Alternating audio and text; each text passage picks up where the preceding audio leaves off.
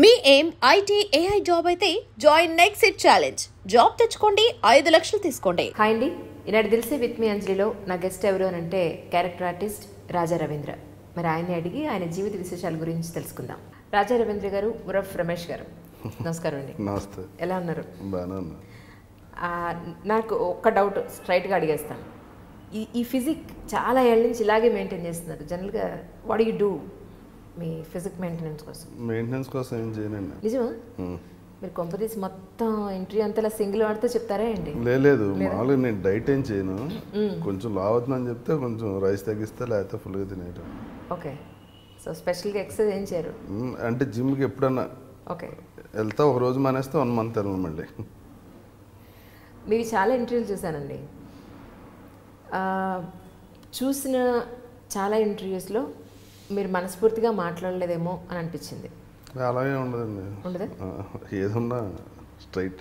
ఇన్నాళ్లలో అంటే జనరల్గా మనం సంపాదించింది ఏది మనతో పాటు రాదు, మనం సంపాదించిన పేరే మనతో పాటు వస్తుంది అని అంటారు.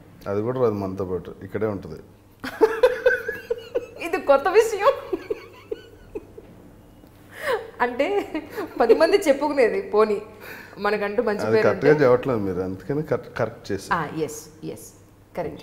మన సరే శరీరం పోయినా మనం సంపాదించిన పేరే ఇక్కడ నిలిచిపోతుంది అని, ఇది కరెక్టా? మన పోయాక ఉంటాయండి, లేకపోతే ఏంటి పేరు. అంతేనంటారా? మీరు అన్ని రివర్స్లో వస్తారే. సరే, ఇన్నాళ్లలో రాజా రవీంద్ర గారు సంపాదించిన పేరు ఏంటి అని అంటే ఏం చెప్తారు?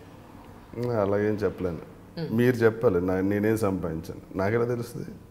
అంటే జనరల్గా రాజా రవీంద్ర గారు అనగానే గుర్తొచ్చేది ఏంటి జనాల్లో? ఆడో యాక్టరు, చూడగానే విలన్లా ఉంటాడు అనుకుంటారు, అంతకనే.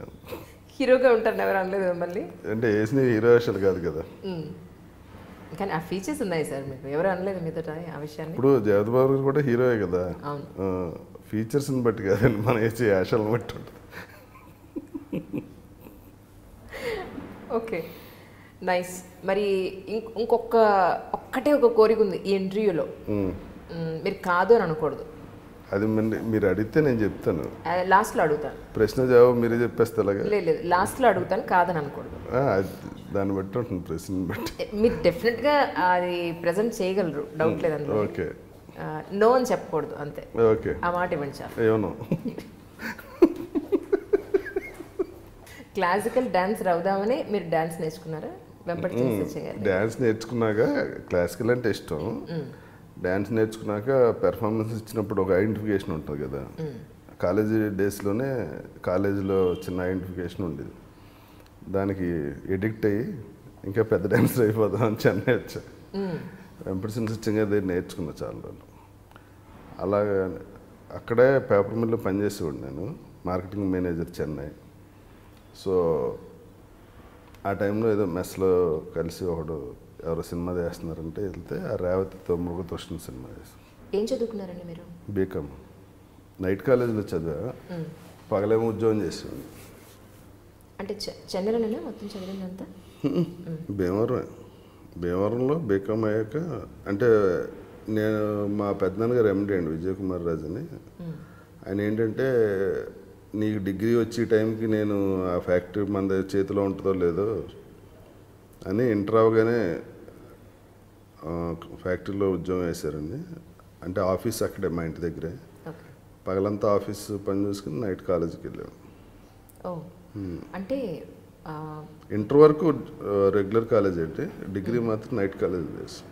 అంటే అవసరం ఉండి చేస్తారా, లేకపోతే మీ హాబీ కొద్ది నేర్చుకోవడానికే అలా చేయాల్సి? అవసరం అంటే అప్పుడు ఏం తెలియదు మనకి. ఆయన అలా అన్నారు, ఓకే. ఆయన అంటే విపరీతమైన ఇష్టం ఉండే. చిన్నప్పటి నుంచి బాగా అడ్మైర్ చేసేవాడిని. అంటే ఆయన ఇవాళ మనం ఈ పొజిషన్లో ఉన్నామంటే ఒక రకంగా ఆయన దగ్గర ట్రైనింగ్ అయింది.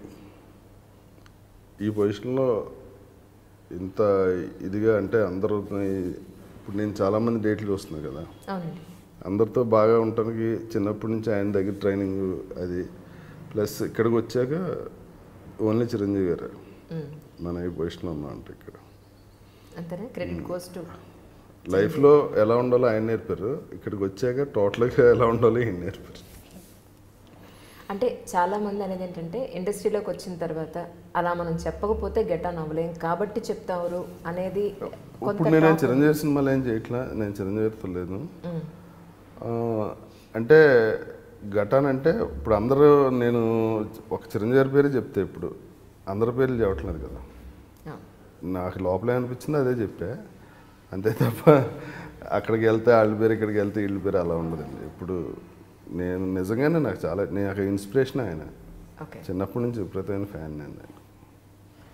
మీ మొట్టమొదటి సినిమా అవకాశం ఎలా వచ్చిందంటారు మీకు? అదే అండి, మెస్లో భోజనం చేస్తుంటే ఒక అసిస్టెంట్ డైరెక్టర్ మీరు బాగున్నారండి, మేము కొత్త హీరో కోసం ఎదుగుతున్నాం అంటే నేను సినిమాలో ఏంటంటే లేదండి అని ఆ సాంబశివరావు దగ్గర తీసుకెళ్లారు డైరెక్టర్ ఆయన. అది ఎన్ఎఫ్డిసి నేషనల్ ఫిల్మ్ డెవలప్మెంట్ కార్పొరేషన్లో చిన్న సినిమా చేస్తున్నారు. నేను వెళ్ళినప్పుడు ఆయన లేరు, నా విజిటింగ్ కార్డు ఇచ్చి వచ్చాను. మొన్నడు ఆయన ఫోన్ చేశారు, వెళ్తే నువ్వెవరా అన్నారు. నా పేరు వేసారు రమేష్ అన్న అంటే ఇంకా కన్నడ హీరో రమేష్ అరవింద్ అనుకుని పిలిచానని. నువ్వేంటి అన్నారు. లేదండి వీళ్ళు ఎవరో చెబుతూ వచ్చానంటే సర్లే ఏ ఊరు మీద అంటే భీమవరం. అప్పుడు డివిఎస్ రాజు గారు ఎన్ఎఫ్డిసి చైర్మన్. నీకు తెలుసా రాజు గారు అన్నారు. అవునండి మా చుట్టాలు అవుతారు. ఇల్లు ఆయన కలు ఓకే అంటే నేను పెడతా అన్నారు.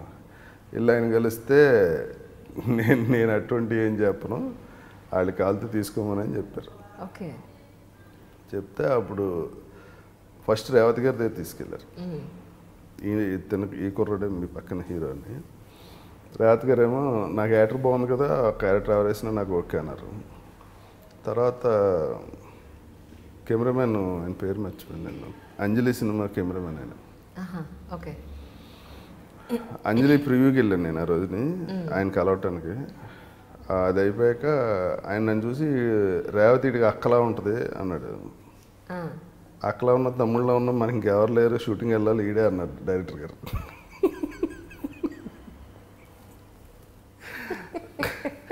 తర్వాత అది షూటింగ్ చేయాల్సి వచ్చింది. మా ఊర్లో చేసాను సార్, మా పెద్దనాన్నగారు ఎంపీ కదా, మీకు ₹1 ఖర్చు ఉండదు, అందరు స్టేయింగ్ మొత్తం నేను చూసుకుంటాను, మనకు కొత్త కదా అంటే వద్దయ్యా నీకు అందుకే వేషం ఇచ్చాను అనుకుంటారు అందరూ, నా బరువు పోద్దని. సాంబశివరావు చాలా పెద్ద ఆయన, ఈనాటి సినిమా డైరెక్టర్ ఆయన. అంటే సర్లేండి అన్న. ఊరు వెళ్ళారు, అక్కడ ఏయో గుడివాడ అక్కడికి వెళ్ళారు, లొకేషన్ నచ్చలేదు, రావయ్య మీ ఊర్లో చూద్దాం అన్నారు. వస్తే అక్కడ లొకేషన్స్ అన్నీ నచ్చినాయి. మా పెద్దనాన్న మొత్తం అరేంజ్ చేశారు. షూటింగ్ అంతా అందరూ బాగా క్లోజ్ అనమాట. షూటింగ్ అయ్యాక రేవతి గారు అందరికి అటాచ్ చేయి కళ్ళంటే వీళ్ళు ఓ సెంటిమెంట్గా అయిపోయింది అప్పుడు. ఆ తర్వాత ఆ సినిమా తర్వాత నేను ఆలోచిస్తుండేవాడిని, ఇప్పుడు 4-5 సినిమాలు వస్తే రెమ్యునరేషన్ ఎలా మాట్లాడుకోవాలి, ఇలా డ్రీమ్స్లో ఉండేవాడిని. ఆ సినిమా రిలీజ్ అవ్వాలి.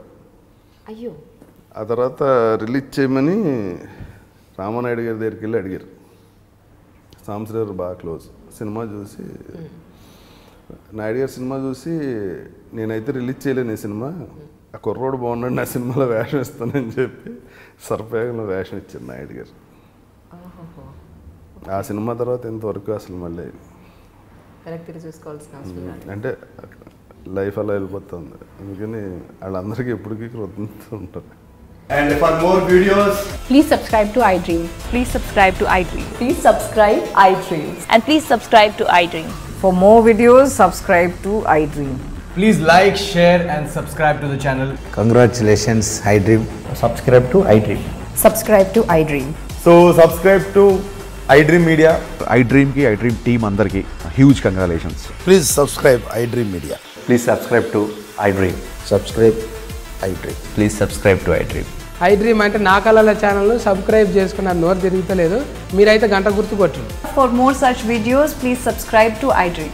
Subscribe to iDream. Please subscribe to iDream. Please subscribe iDream Media. Please do subscribe to iDream. Please subscribe to iDream Media. For best entertainment and information, please subscribe iDream. And don't forget to subscribe to iDream.